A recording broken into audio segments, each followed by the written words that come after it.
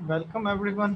तो आज का जो लेक्चर है वो सेमीकंडक्टर से ही रेलेवेंट है, मगर इसमें हम लोग ये देखेंगे कि कैरियर कंसंट्रेशन जो है वो किस तरह से फाइंड की जा सकती है। मिसाल के तौर पे अगर हम इंट्रिंसिक सेमीकंडक्टर की बात करते हैं तो इंट्रिंसिक सेमीकंडक्टर में आप सबको पता है इस केस में इलेक्ट्रॉन और होल्स दोनों एक दूसरे के इक्वल होते हैं, क्योंकि एक्साइटेशन से ये जब आप टेम्परेचर प्रोवाइड करवा के इलेक्ट्रॉन को एक्साइट करवाएंगे तो जाहिर है वो पीछे एक होल छोड़ के आएगा।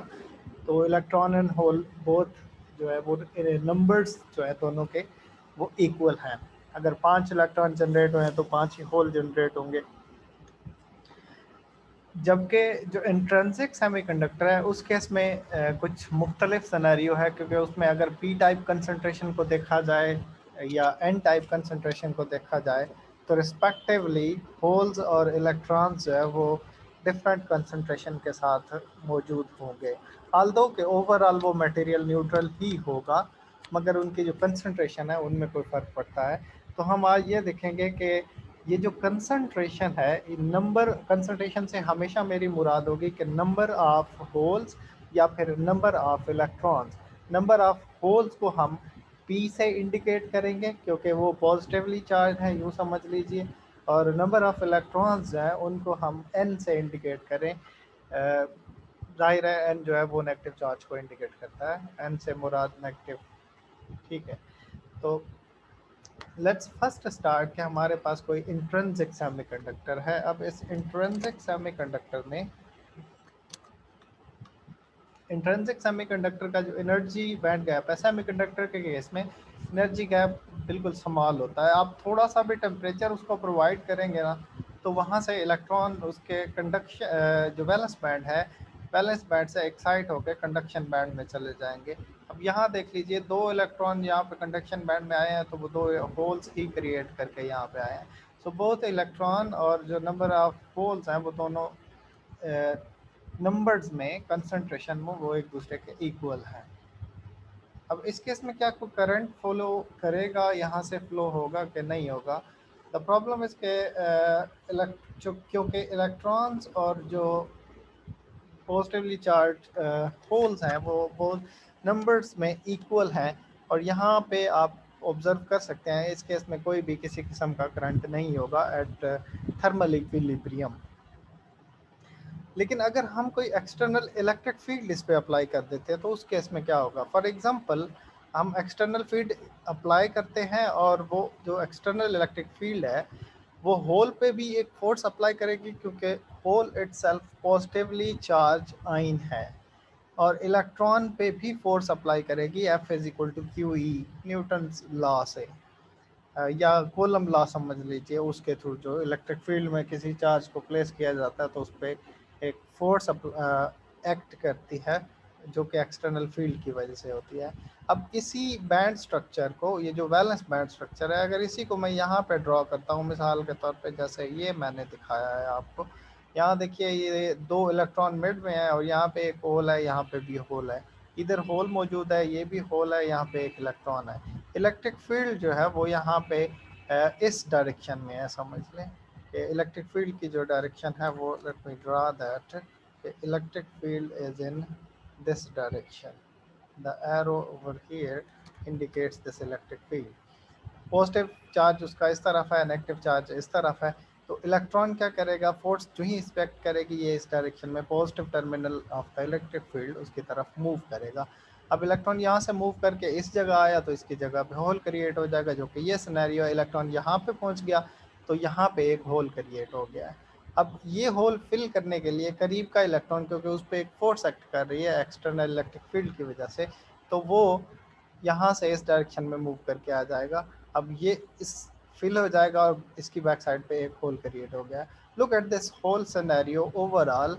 तो जो होल यहाँ पे मौजूद था वो मूव करते हुए यहाँ पे आ गया। सो होल की जो डायरेक्शन है वो इधर है, इलेक्ट्रिक फील्ड की तरफ, और जो इलेक्ट्रॉन है उसकी डायरेक्शन को देखा जाए तो ये यहाँ पे मौजूद था, यहाँ से इस डायरेक्शन में मूव करना स्टार्ट किया, या दोनों इलेक्ट्रॉन जो है वो यहाँ से इधर मूव करके इस लास्ट पॉइंट पे आ गए। तो डायरेक्शन के हिसाब से देखें, जो इलेक्ट्रॉन है वो पॉजिटिव टर्मिनल की तरफ मूव कर रहे हैं, जो होल्स हैं वो नेगेटिव टर्मिनल की तरफ मूव कर रहे हैं। क्योंकि इलेक्ट्रॉन पे नेगेटिव चार्ज होता है, तो इसकी वजह से जो करंट में कंट्रीब्यूशन होगी इलेक्ट्रॉन की, वो हमेशा इस डायरेक्शन में होगी, अपोजिट टू द मूवमेंट। ये खुद इस डायरेक्शन में मूव कर रहा है, यहाँ से देख लीजिए ये इस डायरेक्शन में मूव कर रहा है, मगर इलेक्ट्रॉन की जो मूवमेंट है उसके अपोजिट करंट होगा इधर। होल भी इसी तरफ मूव कर रहा था जिसका इटसेल्फ पॉजिटिव चार्ज है। सो टोटल जो करंट होगा वो इलेक्ट्रॉन और इन होल दोनों के कॉम्बिनेशन से बनेगा, दोनों के कॉम्बिनेशन से कंट्रीब्यूशन जो है वो इस करंट की है। दैट इज़ वाई कि जब आप एक्सटर्नल इलेक्ट्रिक फील्ड अप्लाई करते हैं तो इवन इवन जो इंट्रिंसिक यानी प्योर सेमीकंडक्टर है वो भी आपको कुछ ना कुछ कंडक्टिविटी शो करवाता है। अब इलेक्ट्रिक फील्ड अप्लाई करने से इन पे मूवमेंट तो हो रही है, यहाँ जैसा कि शो करवाया गया कि इलेक्ट्रिक फील्ड अप्लाई किया तो इधर मूव कर गया। अब ये किस वेलोसिटी के साथ इलेक्ट्रॉन मूव कर रहा है और किस वेलोसिटी के साथ ये होल मूव कर रहा है, उसको अगर आपने आइडेंटिफाई करना है तो जाहिर है वो डिपेंड करेगा कि इलेक्ट्रिक फील्ड की एक तो स्ट्रेंथ कितनी है, कि अगर स्ट्रॉन्ग इलेक्ट्रिक फील्ड अप्लाई की है तो फोर्स ज़्यादा होगी, अगर फोर्स ज़्यादा होगी तो फिर उसका एक्सेलरेशन ज़्यादा होगा, अगर एक्सेलरेशन ज़्यादा होगा तो चेंज इन वेलोसिटी ज़्यादा होगी, और वो चेंज इन वेलोसिटी इनिशियल और फाइनल वेलोसिटी के दोनों का डिफरेंस है, तो फाइनल वेलोसिटी ज़्यादा होगी तो फिर ही एक्सेलरेशन ज़्यादा होगा as compared to the initial velocity.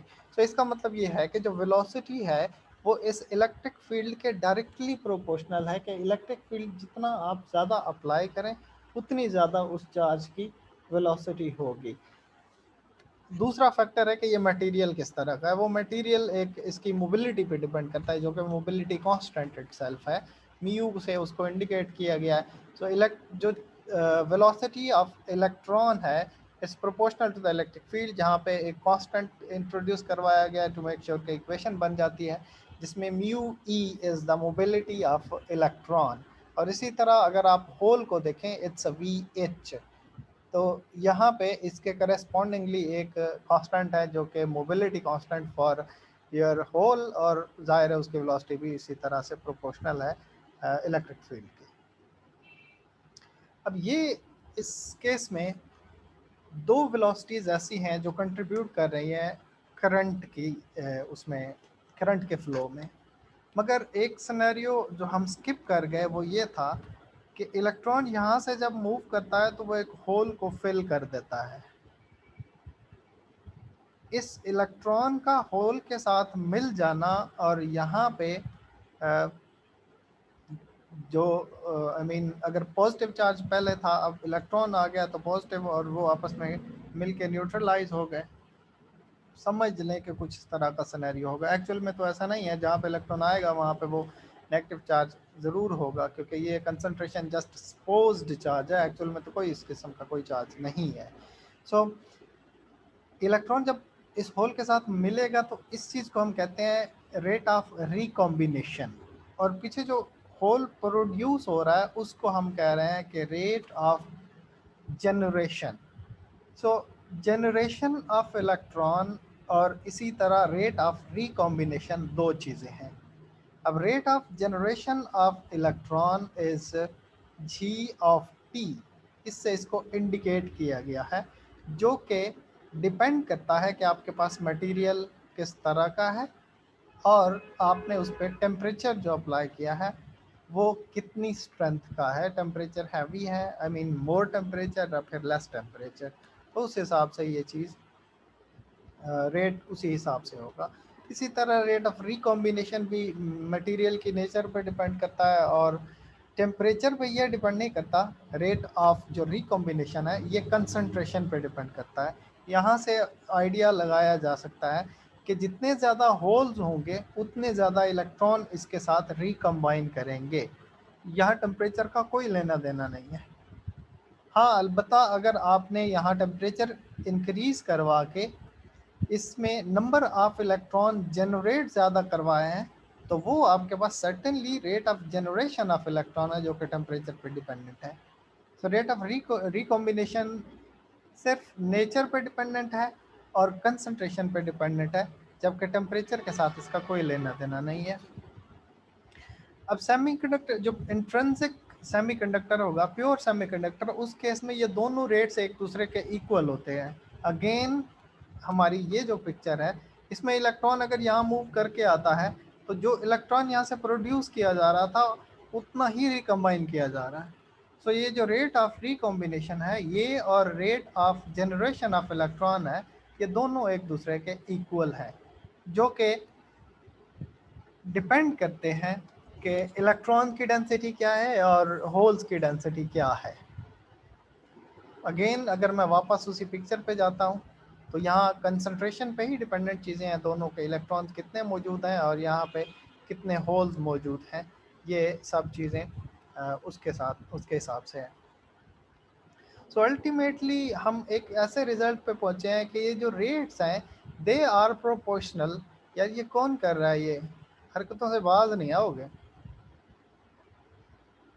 ये K into N I P I, N I is electron density और P I is hole density.